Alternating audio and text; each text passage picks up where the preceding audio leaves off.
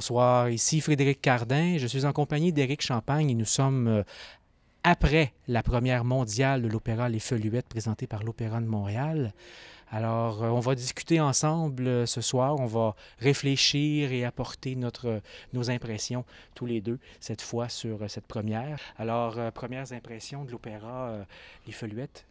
Agréablement surpris. Superbe production, les chanteurs étaient tous excellents, un casting vraiment extraordinaire.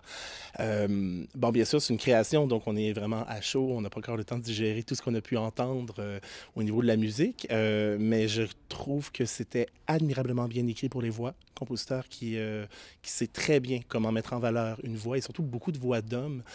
Donc, c'était vraiment un beau défi que d'équilibrer tout ça, de bien personnifier chaque personnage avec des voix caractéristiques, des écritures vocales propres. Et je pense qu'il l'a fait de façon admirable. J'ai trouvé ça très intéressant, la façon qu'exploitait l'orchestre. J'aurais peut-être aimé entendre un peu plus l'orchestre. À certains endroits, l'entendre un peu plus fort ou peut-être même dans le langage, avoir un peu plus de mordant, de dissonance. Je trouvais qu'il a adopté un ton très lyrique qui était vraiment très approprié pour plusieurs scènes. Il y en avait qui étaient vraiment magnifiques. Entre autres, la scène où Vallier échange avec sa mère à la fin du premier acte qui était vraiment magique.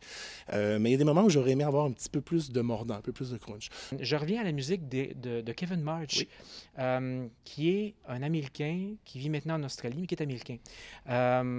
C'est une musique redoutablement efficace. C'est une musique typiquement américaine, je dirais. Comme une bonne musique de film, hein, qui sert à décrire, qui est très, très apte, très habile à créer des atmosphères et à respecter, à dessiner et à traduire musicalement les atmosphères qui existent sur la scène ou sur un écran, par exemple.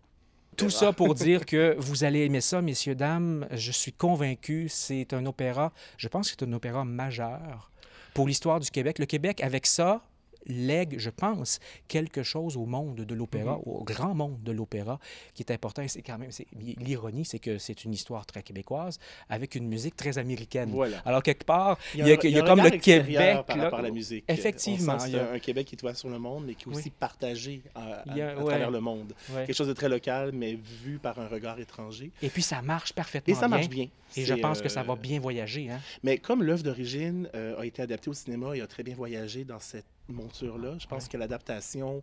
En fait, l'œuvre théâtrale est tellement forte que peu importe son adaptation, le propos est assez fort pour faire vivre le médium transformé. Et je pense qu'effectivement, la version opéra risque d'avoir un bel avenir, je crois. Oui, hein? Ben, que dire de plus en terminant? J'ai presque envie d'en revenir. Ben, c'est vrai, moi j'y pensais, je me disais, j'ai le goût de revoir cet opéra-là. Cette mise en scène, je le répète encore, j'ai le goût de la revoir. On fait quelque chose de magnifique. Écoutez, c'est, je pense, un jalon important. Alors, vous êtes invités à ne pas manquer cet opéra, Les Feluettes, à l'Opéra de Montréal. Merci beaucoup. Ici Frédéric Cardin pour le magazine L'Opéra, revue québécoise d'art lyrique.